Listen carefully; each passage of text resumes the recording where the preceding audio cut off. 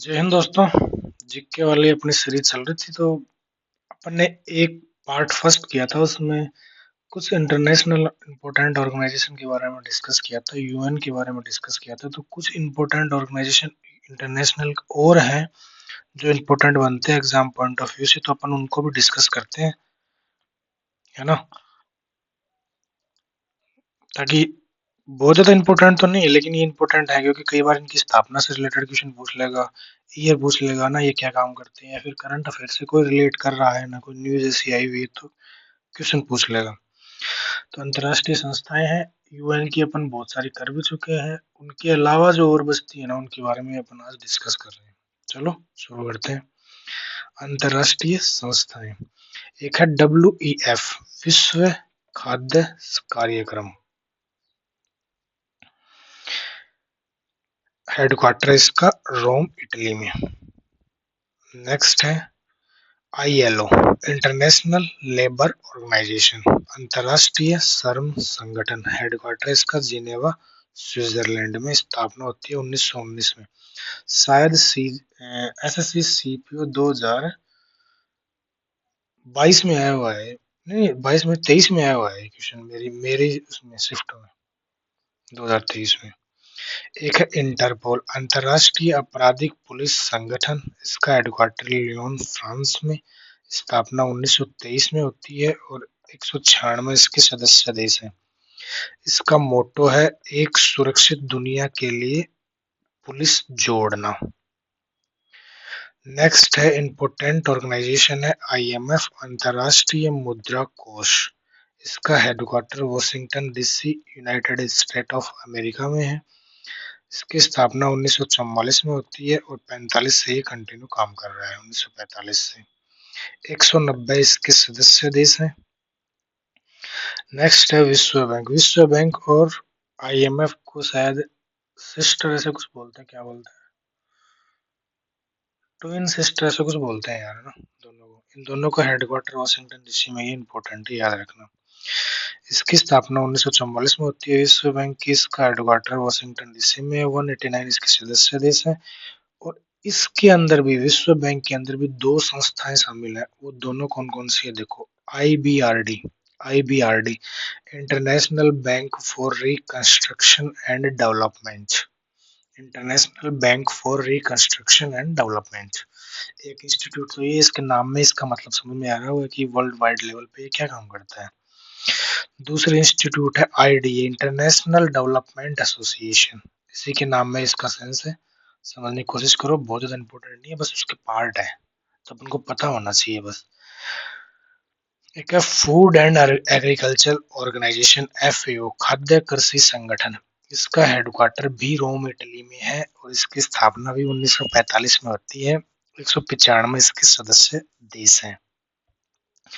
Next है WIPO, विश्व बौद्धिक संपदा संगठन। इसकी स्थापना 1967 में होती है। सदस्य देश इसमें 193 देश है। ग्लोबल इनोवेशन इंडेक्स, कई बार इसका क्वेश्चन पूछा जाता है करंट अफेयर में। ग्लोबल इनोवेशन इंडेक्स कौन जारी करता है, तो विश्व बौद्धिक संपदा संगठन जारी करता है, ध्यान रखेंगे। G7, इसके बारे में तो आपने बहुत ज्यादा सुना होगा। इसकी स्थापना 1975 में होती है। G7 ग्रुप 7 सदस्य देश है, 7 प्लस यूरोपियन यूनियन भी इसमें शामिल है। 7 तो देश है और यूरोपियन यूनियन इसमें शामिल है। रूस इसका सदस्य नहीं है। कई बार अपन यूरोप की साइड जितने भी जो संगठन है ना, उसमें रूस को शामिल मान लेते हैं, तो इसमें रूस नहीं है, तो ध्यान रखना। कई बार ये क्वेश्चन आ जाएगा कि भाई G7 में कौन सा देश शामिल नहीं है, ऑप्शन में रूस आ जाएगा तो आप रूस को सबसे पहले काटोगे, रूस तो शामिल है ही। नो, रूस शामिल इसमें नहीं है। 49वां G7 का शिखर सम्मेलन हुआ था 19 मई से 21 मई 2023 को हिरोशिमा जापान में। हिरोशिमा जापान में 1945 में अमेरिका ने परमाणु बम गिराया था। नेक्स्ट है G20। G20 का गठन होता है 26 सितंबर 1999 को। G20 की बैठक 2022 में हुई थी इंडोनेशिया में, 2023 में भारत में हुई थी, पता है, न्यूज में भी रहा था। और शायद दिल्ली में 2 या 3 दिन का राष्ट्रीय अवकाश भी घोषित कर दिया गया था। तो बहुत सारे देशों के राष्ट्र अध्यक्ष और उनके प्रतिनिधि रिप्रेजेंटेटिव दिल्ली में आए हुए थे तब जब ये बैठक चल रही थी। नेक्स्ट है ओपेक, पेट्रोलियम निर्यातक देशों का संगठन। गल्फ कंट्री हैं जो पेट्रोलियम एक्सपोर्ट करती हैं, उनके यहाँ पे पेट्रोलियम बहुत ज़्यादा निकलता है, तो उनका अलग से एक अपना ग्रुप है, उसका संघ है। इसका हेडक्वार्टर वियना में है और इसका गठन 1960 में हुआ था। ठीक है, एक पार्ट और है इसका, वो है, नेक्स्ट आ जाओ भैया, आसियान। नेक्स्ट है आसियान, दक्षिणी पूर्वी एशियाई देशों का समूह है। दक्षिण पूर्व एशिया में जो देश है उनका ही ग्रुप है, नाम में इसका अर्थ है। हेडक्वार्टर इसका जकार्ता इंडोनेशिया में इंपॉर्टेंट बनता है क्योंकि हेडक्वार्टर इनके बारे में कई बार पूछ लेता है। इसकी स्थापना होती है 1967 में। 10 इसमें सदस्य देश हैं। आदर्श वाक्य है इसका, एक दृष्टिकोण, एक पहचान, एक समुदाय, मतलब सबको एक करने की बात करता है। इसमें शामिल देश इंडोनेशिया, थाईलैंड, सिंगापुर और मलेशिया, ये 4 देश तो संस्थापक देश है, मतलब स्थापना इसकी इन्हीं देशों ने किया।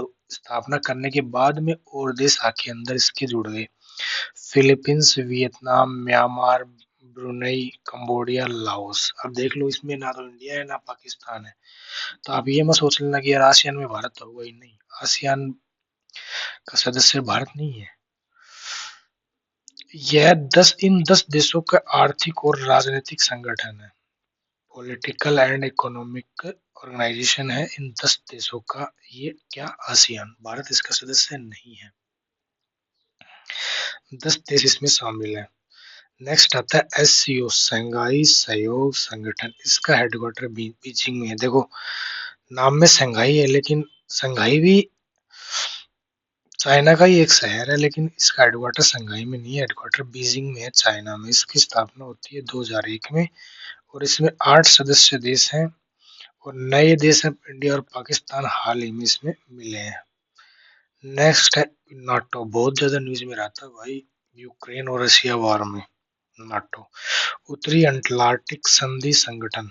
इसका हेडक्वार्टर ब्रसेल्स, बेल्जियम में है और 1949 को इसकी स्थापना होती है। सदस्य देश इसमें 31 देश हैं, प्लस 31 इसके अंदर देश हैं, उसमें 29 देश तो यूरोपियन यूनियन के, प्लस 2 उत्तरी अमेरिका के देश हैं जिसमें एक अमेरिका है नाटो का सदस्य।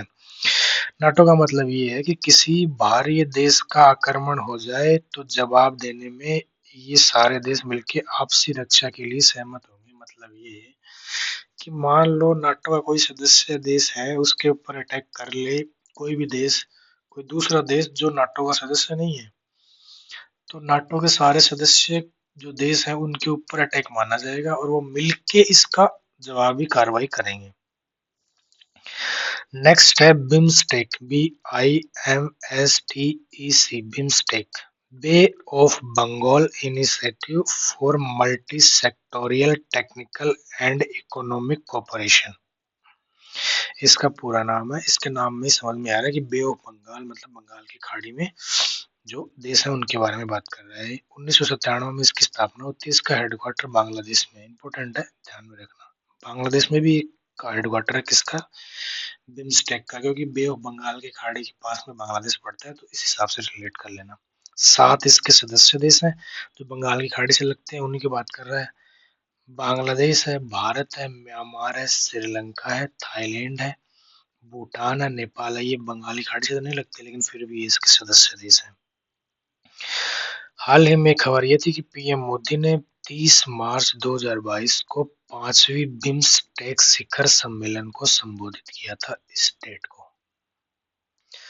नेक्स्ट संगठन है अपना ब्रिक्स, BRICS। देखो, देशों के नाम पर इसका नाम रखा गया। Brazil, B for Brazil, R for रूस, I for India, C for China, S for दक्षिण अफ्रीका। ये नवीनतम सदस्य देश था, लेकिन अभी इसकी एक मीटिंग और हुई है, उसमें और भी देश हैं जो इसके अंदर शामिल हो गए। चलो उनके बारे में पता करते हैं।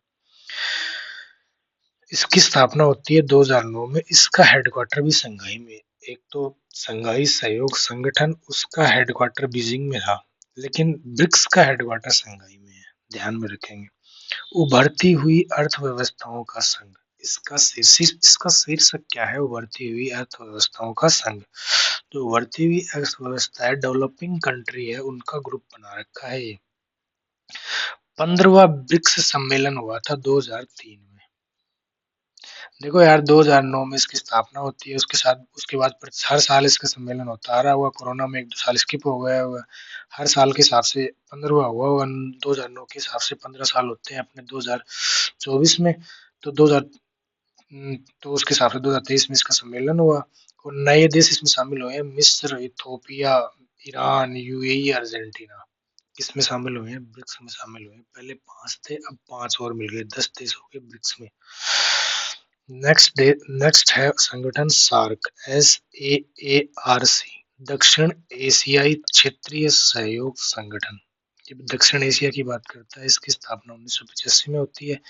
इसका हेडक्वार्टर नेपाल काठमांडू में है। देखो यार, ये भी इंटरनेशनल ऑर्गेनाइजेशन है, इसका एक हेडक्वार्टर काठमांडू में है।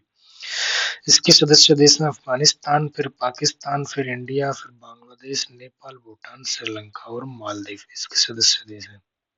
लेकिन इसकी स्थापना बांग्लादेश में होती है, हेडक्वार्टर काठमांडू नेपाल में है। नेक्स्ट है very important, ADB, Asian development bank, एशियाई विकास बैंक। इसका हेडक्वार्टर के बारे में कई बार क्वेश्चन आया हुआ है एग्जाम में। मनीला फिलीपींस में इसका हेडक्वार्टर है। 1966 में इसकी स्थापना होती है। 68 इसके सदस्य देश हैं, उसमें 49 देश तो एशिया महाद्वीप के हैं और 19 देश एशिया महाद्वीप के नहीं है। ऐसे करके 68 इसके सदस्य देश हैं।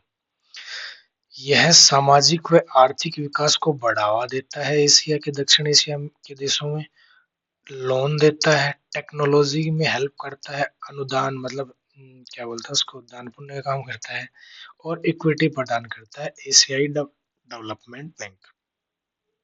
नेक्स्ट है AIIB, Asian infrastructure investment bank. इसका हेडक्वार्टर बीजिंग चाइना में है। बीजिंग चाइना में शंघाई सहयोग संगठन का हेडक्वार्टर भी है। रिलेट करो। इसकी स्थापना होती है 2016 में। इसके 106 सदस्य देश हैं। AIIB, Asian infrastructure investment bank. Next है कॉप, कॉन्फ्रेंस ऑफ पार्टी, ये इसका पूरा नाम है। फर्स्ट कॉन्फ्रेंस 1995 में हुआ था बर्लिन, जर्मनी में। ठीक है। नेक्स्ट है कॉमनवेल्थ, हेडक्वार्टर लंदन में। गठन हुआ था 1931 में। 56 इसमें सदस्य देश है। देखो यार, कॉमनवेल्थ गेम भी होते हैं, कॉमनवेल्थ देश भी हैं। ब्रिटेन है ना, ब्रिटेन ऐसा देश है, इसने दुनिया के लगभग सारे देशों पे शासन किया है, कभी ना कभी अमेरिका पे भी शासन किया है इसने। तो ऐसे देश जो कभी ब्रिटेन के उपनिवेश रहे थे, मतलब ब्रिटेन, उन वो देश है जिन पर कभी ब्रिटेन ने शासन किया था, उन सारे देशों को कॉमनवेल्थ के अंदर कंसीडर किया जाता है, राष्ट्रमंडल के अंदर। ठीक है। अब ब्रिटेन का ही है तो ऑफिस, सीधी सीधी बात है कि हेडक्वार्टर लंदन में ही होगा। ठीक है। 56 इसके सदस्य देश है। 1931 में इसकी स्थापना हुई थी। मेरी बात समझ में आ गई होगी। अब जीके का तो ये सेशन हो गया। इंपोर्टेंट सारे इंटरनेशनल ऑर्गेनाइजेशन अपन डिस्कस कर चुके हैं। अब अपन एक वीडियो में डिस्कस करेंगे भारत के जो कौन कौन से संगठन है, कौन कौन सी संस्था है, वो कैसे कैसे कार्य करते हैं, उसके बारे में एक और वीडियो में डिस्कस करेंगे। अभी आज इसके अलावा और क्या करना है तो वो सुन लो भैया, नोट कर लो और लग जाओ। 4 सेट हैं अपने, मैथ के हैं, टेक्स्ट बुक से हैं, 2020 से लेकर 2024 तक की प्रैक्टिस करनी है, CGL और CHSL की करनी है।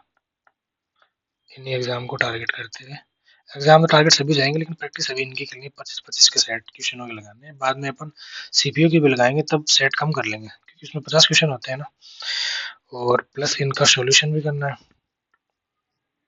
जो इम्पोर्टेंट क्वेश्चन है उसको नोट डाउन भी करना है और अच्छे से एनालिसिस भी करना है।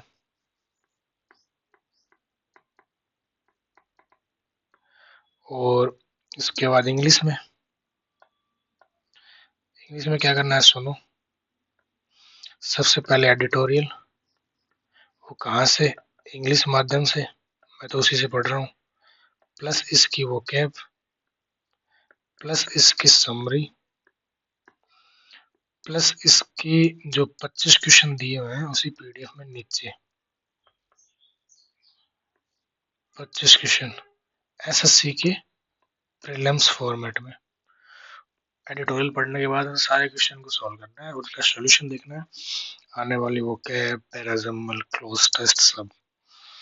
इसके अलावा वोकैब में अपन करेंगे 30 one word substitution plus 30 idiom. ठीक है, मैथ इंग्लिश हो गया। और हाँ, इसके अलावा करना है 10 क्वेश्चन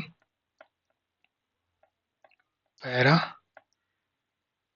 जंबल के लगाने। मेरे पास तो पिनाकल वाली बुक है, मैं उससे लगाऊंगा। आपके पास जो है उस बुक से लगाने, प्रीवियस ईयर लगाने 10 क्वेश्चन पैरा जंबल के, और 10 क्वेश्चन वॉइस के भी लगाने हैं, और 10 क्वेश्चन नरेशन के भी लगाने हैं। ऐसे करके ये 30 क्वेश्चन भी प्रैक्टिस करनी है।